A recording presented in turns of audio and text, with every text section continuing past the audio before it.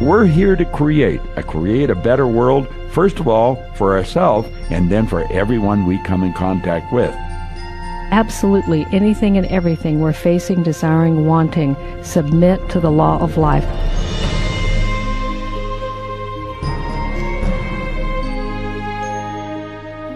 This is Bob Proctor, and I want to welcome you to this program, Working with the Law. You're going to love it. This is Mary Morrissey, and I am thrilled for what can happen in your life and our lives as we deepen our understanding, explore these concepts, and begin to harmonize our lives with the laws that govern the universe. The Secret has created an enormous awareness worldwide of a law of attraction. Now, the law of attraction's always been here. In fact, over 100 years ago, Orville Wright, who introduced us to a brand new kingdom of travel, he said, "Isn't it astounding that these secrets have been preserved for all of these years just so we could discover them?" And then in 1959, Earl Nightingale, the broadcaster from Chicago, the partner of Lloyd Conant, who started the industry of personal growth through recorded messages, he released the strangest secret record. And he said it was strange that it was a secret. The strangest secret was we become what we think about. And he said it was strange that it was a secret because every great leader who has ever lived have been in complete unanimous agreement that we do become what we think about. They have disagreed on virtually everything else. I first became aware of the secret when I was really needing to find an answer. And that came to me in 1967, and over time I began to look and discover, and it was in 1973 that I found a man who was teaching the secret from his point of view, who lived in Phoenix, Arizona.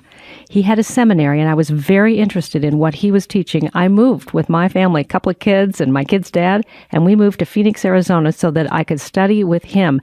His name, Raymond Hollowell, the author of the book, Working with the Law. Well, you know, I first discovered The Secret way back in 1961 when a man named Raymond Stanford sat down with me, and he caused me to take a look at the results I was getting, and they weren't very good. And he suggested that I would be able to change them all if I began to study. Years later, I was led to a book by Raymond Hollowell, Working with the Law. And it was in 1995 when I'd been working with these principles since 1973 and had grown and developed and produced results that were much more pleasing to me. But at that particular moment in life, I was facing a major hurdle. And at some level of my being, I know I was knocking on the door of the universe asking for help. A woman showed up one day and she said that she had a friend she wanted me to meet, and would I be willing to come to breakfast? I was so busy working on my problem, I didn't really want to go to breakfast. But I liked her, and I wanted to do something she wanted me to do. So I said, okay. That breakfast turned out to be a breakfast that would change my life forever. And you know, at the same time, that same lady came to me and said she had a friend and she would really appreciate it if I would go to breakfast and meet with her.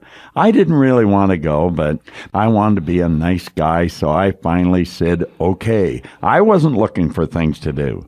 So here was two nice people doing something because somebody else wanted them to do it. And that's when Mary Morrissey and Bob Proctor came together. And at that particular time, the business I was working on, we looked like we were going to have $1.6 million shortfall that year. And at breakfast, somewhere in the midst of it, Bob asked me, so what's going on? What are you facing this year? And I told him what I was facing. And he goes, oh, $1.6 million, that's nothing. And I went, $1.6 million is nothing? I want to sit at the feet of that thinking and learn how to think that way. And what looked like that huge, huge mountain of challenge dissolved before the end of the year. Well, do you know, $1.6 million or 106, it really doesn't matter what it is. Nothing's big and nothing's small when you're working with the law. That's what I like. It doesn't take any more effort to go after what we call the big idea than it does the small one.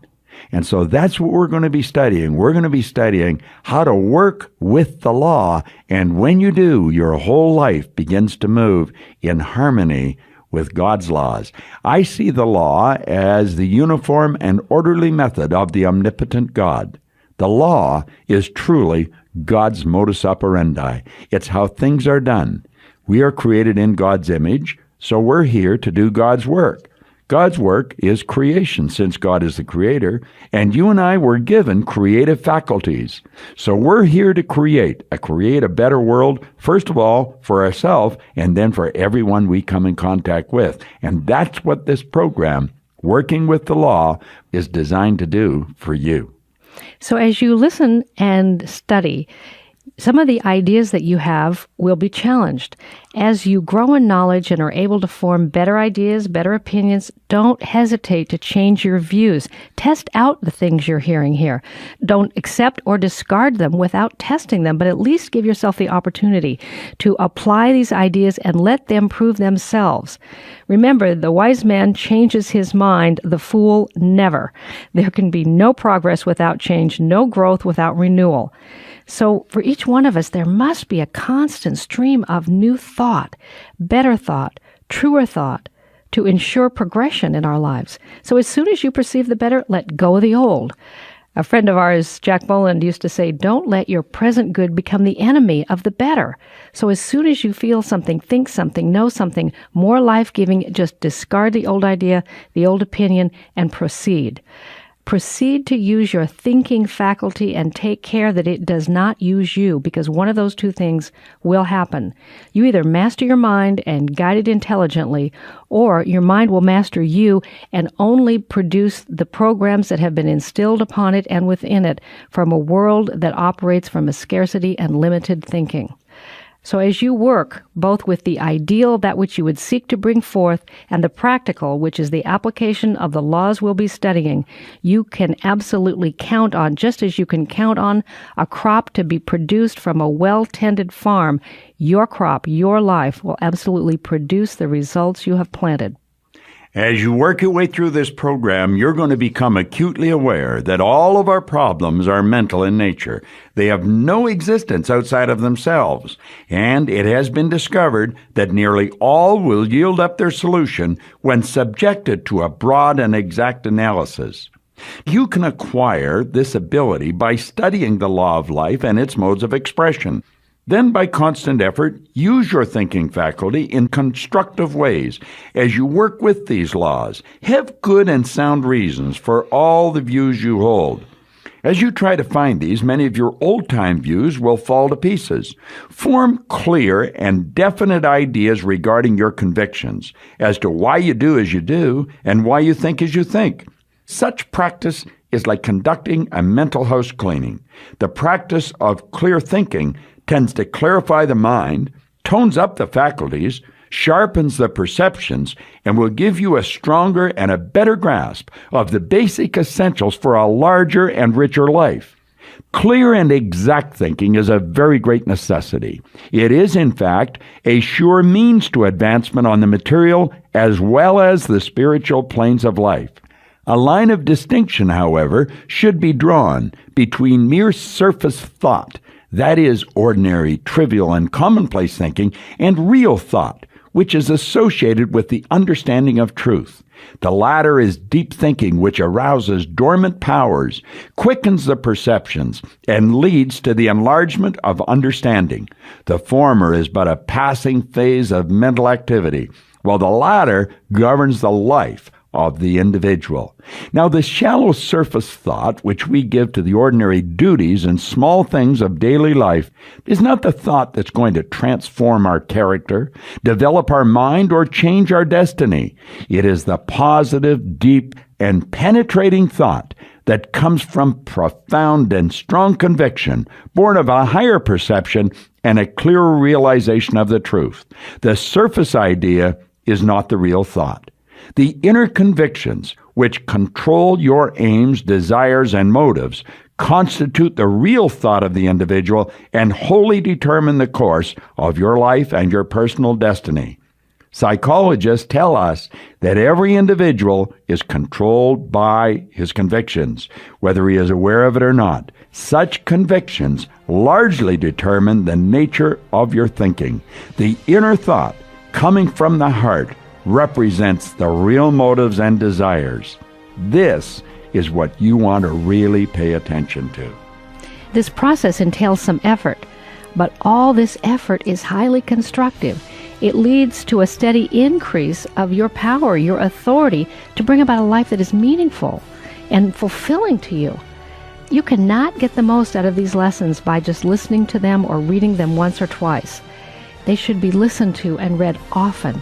Study them with scrutiny, and you will find that with each listening and each reading, something is clearer to you than ever before.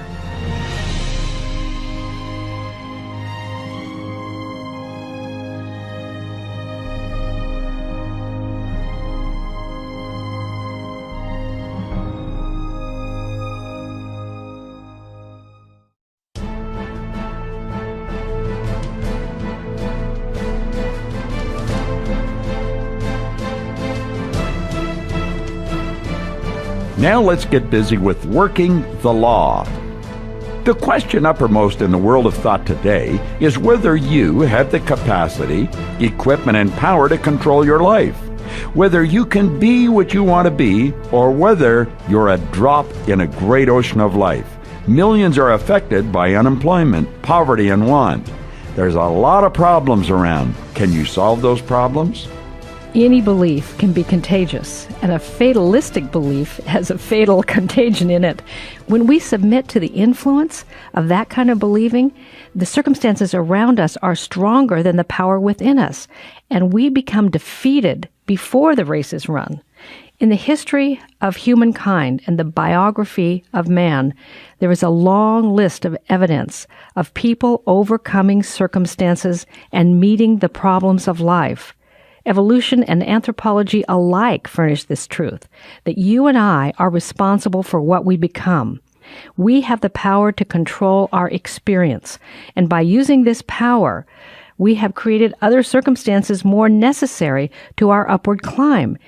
Yet some of us, not sure that we create our circumstances, are rather prone to think that these circumstances are created by heredity or karma or the environment or numerous external things. These are the reasons that some of us think are the responsibilities of our failure. We've come to believe that the natural limitations in life are really something that comes at us rather than something that comes from us. The scientist, on the other hand, searching into the mysteries of human life, reveals to us a wonderful world of power, possibility, and promise, and tells us that that wonderful world of power, possibility, and promise is within us, because within us is the mind, and the mind is the creative cause of all that transpires in the experience and the life of you and me. The personal conditions that you experience, that I experience, are the direct result of the actions of mind that you and I wield with every thought we think. We never make a move of any kind unless we first form some image or plan in the mind. These plans or ideas are powerful and they're potent. They are causes, good, bad, or indifferent, of the following effects, which in turn correspond to their natures. We learn that ideas liberate tremendous energy. Hence, we can learn to employ our minds constructively, and we can learn to correctly use these hidden powers, forces, and faculties. This is the key to success in living life. Mary, you're so right. There's a marvelous inner world that exists within each of us. And the revelation of such a world enables us to attain, to achieve anything we desire within the bounds or limits of nature. Raymond Hollywell pointed out that he believes the reason the famous English literary genius, William Shakespeare, is the leading dramatist of the world lies in this realm. The great Greek dramatists, with their noted insight, always saw the causes in some external fate or destiny that brought about the downfall of their characters. But Shakespeare saw something within man as the cause of his failure or success. The fault, dear Brutus, is not in our stars, but in ourselves that we are the underlings. We see Hamlet wrestling with his reluctant, indecisive soul, Macbeth in being pulled and driven by his ambition, Othello torn and discomforted by his jealousy. Always the characters were battling their inner selves, as though the dramatist were saying, "You are the master of your circumstance. Call forth your power, initiative, and ingenuity, and be the master. Fate is in your hands. Determine it. If every man has the power and privilege to determine his fortune, what is that power? How can we recognize it? So if all the conditions in our lives are the result of our actions, and all our actions are the outcome or the fruit of our ideas, then our ideas must determine the conditions of our daily lives. An idea is a thought or a group of thoughts. An idea is an image or a picture in the mind. There must have been an idea or a mental picture back of every well-known achievement and invention. From the beginning, this is the creative plan. Out of the void, God said, and there was an idea, and then that appeared. We read in the first book of the Bible that the great architect, the God, the grand overall designing principal presence of this entire universe, saw a finished pattern or idea before it came to be. There was a mental picture established within the mind of the universe, the mind of the creative power, before it became a reality on the without in some form of a creature or creation. Now, the first time that this really became aware to me, this powerful law, this powerful idea that there is a law at work and I'm in it, I'm of it, the shift that occurred in me was so dramatic.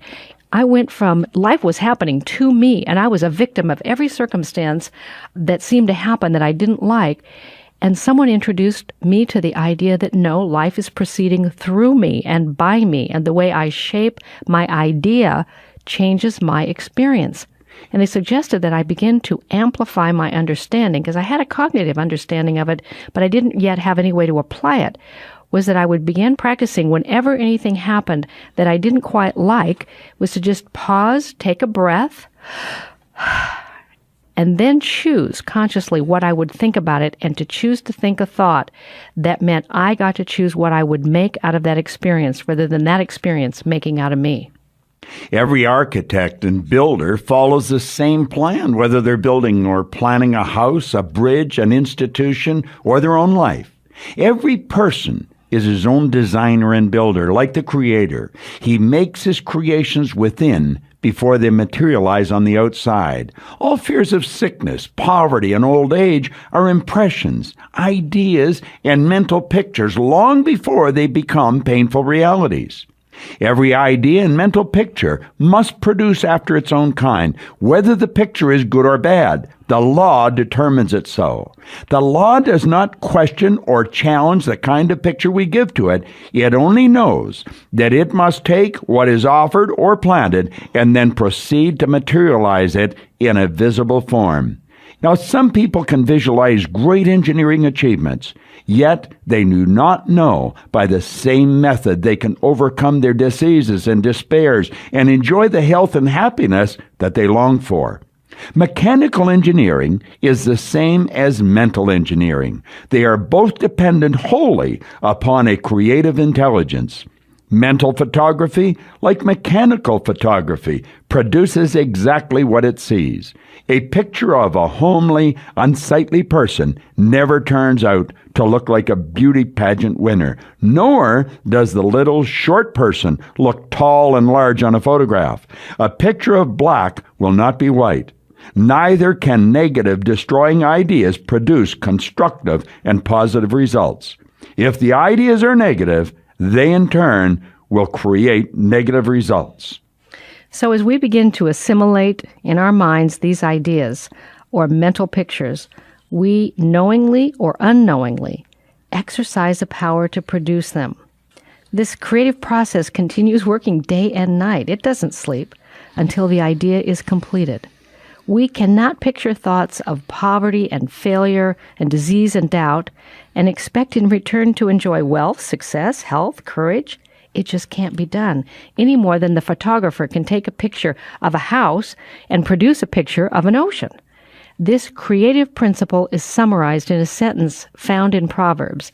And that sentence is this: as a man thinketh in his heart, so is he. You may have read or heard that statement before. It's been taught and expounded by philosophers around the world and throughout every age. You may have tried to prove the statement by ridding from your memory all negative thoughts, but because it took determined and persistent effort, you might have wearied. Then you may have dropped back into the old current of conditions and ideas, and if anything, sometimes it seems like things get worse than before. But there is something else you can do. Others hearing the statement were not impressed, for they could not accept the assertion that all inharmonies of life are the result of their own beliefs, or their past thinking crystallized into beliefs. They prefer to blame this upon something or someone else. Even God is given a share of the blame. There are others who believe that in God's good time, all things will eventually work out to their satisfaction. But that is not so. These people are planning for a heaven to be gained at some future time, when it is actually a condition and a state of mind that can be had now as well as hereafter. In fact, unless it is gained here and now, it can never be had in the future. At some time in a person's life, they're forced to reckon with this creative law. There is no alternative. Everyone is governed by law, whether they know it or not. Possibly it is the same idea that some have concerning prayer. They think it is God's fault or will or desire when they do not get the answer they seek. They use God as their scapegoat, an excuse when their prayers are unanswered, or when they are unable to explain some act of God or nature. God's will be done is one of the most overworked and least understood statements in our day.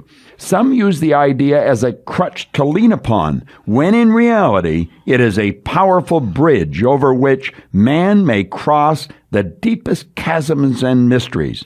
It is man's failure if his prayers are unanswered. The creative law is ever ready to answer and cannot fail to respond when approached rightly and wisely. At the moment that a person is able to contact and realize the law, they will at once enjoy the benefits. It is the realization of the law in action that determines manifestation. We're operating with a limited level of conscious awareness. Now, because we have studied this for close to 50 years, we may have a greater understanding than the masses in many cases. However, there's all kinds of things that we don't understand. And like the people that we're working with and that we're teaching and mentoring and coaching, we too have to continually study and gain a greater understanding. We definitely don't understand all there is going on. We do understand everything does happen by law, whether we like it or not. This whole universe operates in a very exact way. So the fact that we don't understand something doesn't discard the law. The law is there and it always works, whether you like it or understand it or not. This is so powerful, Bob. Just like an electrician, for example, does not pray and then wait for the electric energy to make up its mind to serve him. He learns firsthand the laws of conduction and transmission in order to know how to cooperate with the law that governs electric energy. And after gaining this knowledge, that person can go ahead and set up the machinery which provides the means to generate and then direct that power. Then that person can snap a switch and operate giant machines, create heat, set in motion countless other devices, or flood a room with light. Everyone can do this, not once, not twice, but as many times as we choose, as long as we do not disturb the mechanics or violate the law governing the energy. And the same principle holds true in all sciences, including the science of being, the science of life. There is a scientific way of thinking about everything, a true and right way that prevents the needless waste of struggle, mental energy, and produces results that are in harmony with our greater good at every turn. Now, that doesn't mean we will always recognize our greater good, but when we have the right attitude and we are seeking only that which is good, even when we are surprised, we can trust that that is a good we haven't yet just understood, but in time will present itself in a way that is the most remarkable good we could, even when it looked like a loss. And I have, and you do too, have experience with that. So as we're saying this to you, know that we're saying it to ourselves as well. There is a scientific way of thinking about everything. The quality of results produced by the individual thinker may be good or bad or indifferent, and may be determined by conscious direction and choice, or the lack of such, and some results are experienced as harmonious and favorable, and other results are discordant and unfavorable, and there may be a medley of a whole. It's absolutely essential for each one of us to learn to give intelligent direction to the creative powers of the mind to obtain the best and the most life-giving results in a particular sphere of active expression, meaning your relationships, your health, your business, your finance, that whatever sphere of expression you would like to activate, to amplify, to experience more freedom and fulfillment in, then we must learn. It's up to you and it's up to me to learn how to give intelligent direction to the creative power that is moving through and with me and you right now. Thinking is a perpetual process. It isn't something that just happens once and then a break. It is a creative function of life that is ever going on. We're engaged in it, and we're producing results of some kind every hour, every day, as long as we live, registering within ourselves the exact effects of all our thinking. While we cannot stop thinking or stop the thought process of flowing, we possess the supreme privilege of being able to determine the sort of results it is desired to experience by regulating the form and quality of our thought. How this is done in a simple and effective manner is explained throughout these particular sessions that we're studying. Our main objective is to arouse you to think for yourself, to cultivate your powers, and thereby take the sure path of self-development and true culture. The great self-evident fact, which cannot be too often repeated, is that when we change our thinking for the better, we automatically change our life for the better. Modern psychology has conclusively demonstrated that a change of thought must precede every change in the life and in the affairs of ourselves, of you, of me. In the course of our studies, we have discovered that the more a mind is undeveloped, the more materialistic or lower its individual point of view. While the more developed the mind, the higher its individual point of view. It does not follow that because a person is worldly wise and has retained a large number of facts and experience, such a one has a well-developed or highly evolved mind. On the contrary, that person may have an underdeveloped mind and be largely dominated by the lower instincts. Narrowness of thought, limited views, prejudiced convictions, and materialistic opinions are signs of a lack of real development. Breadth of thought, width and tolerant views, wholesome convictions, and expanding conceptions are signs of growth. The small mind, however, need not remain small or undeveloped. It can grow and expand and ultimately become great. The path is clear and simple. Let such a one form his own clear conceptions and strong convictions from the loftiest point of view he can reach, and then proceed to think and act accordingly. Advancement will follow as a natural sequence. The law is that the mind is no greater than its conceptions. So as you and I learn to improve and enlarge our ideas or mental pictures, to improve and enlarge our thinking, our life falls in form with this just as if we moved the camera and took a different picture. But learning how to do this is what working with the law is all about. Understanding first that there is a law of life. And when we ask ourselves, well, if there is a law of life, then what is the law's intention? We can consider this in a 15 billion year history on this planet alone. If we pay attention, there is an orderly sequence to the progression of life. There is the development of awareness, and it surfaces in the life of humankind. This entire universe is a spiral universe. Our very DNA is a spiral, and there is the pull of becoming that runs concurrent throughout the entire universe. That pull of becoming is in you, and it's in me, ever calling our awareness upward in the spiral of becoming. And the way we move upward upward in the spiral of becoming is being true to that pull of becoming. Now, it speaks to each one of us uniquely according to our own level of consciousness and where we are at the time of hearing that pull. So it might speak to us about a longing for a relationship to be deeper, more expansive, or free from struggle. It might call to us about an aliveness in our body and a freedom from pain and limitation. It might speak to us about a yearning to travel or to give our gift and making a difference for good in the world. It might speak to us about wanting freedom from financial constraint. But that pull of upward becoming speaks to us in a language we can understand that is congruent with the life we are living and the possibility of the next expanded version of life expressing itself through us. The will of this law of life is forever and greater expression and freedom. And that law of life is at work in you and it's at work in me. Now, when our intention, my intention, becomes reconciled and cooperative with the universal intention, when your intention becomes reconciled and cooperative with the universal intention, then we become an expression of that good. This is working the law. And this is Raymond Hollowell's first chapter. He's saying there is a way to work with the law of life and not fight the current of becoming, not try to force the current of becoming, but to work with the current of becoming.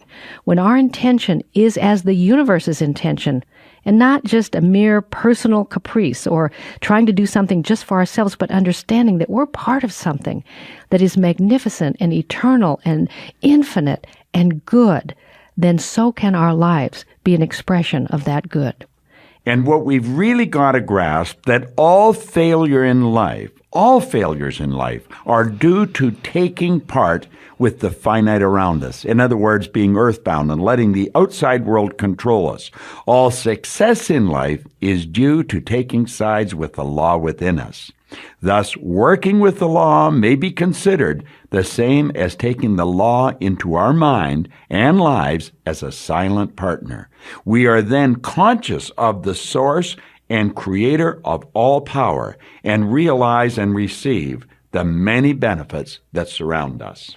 Isn't that great? I love it. I do too, to think about, and it's real. This is real, to have the law of life, the presence of all that is, be a silent partner in us and working with us.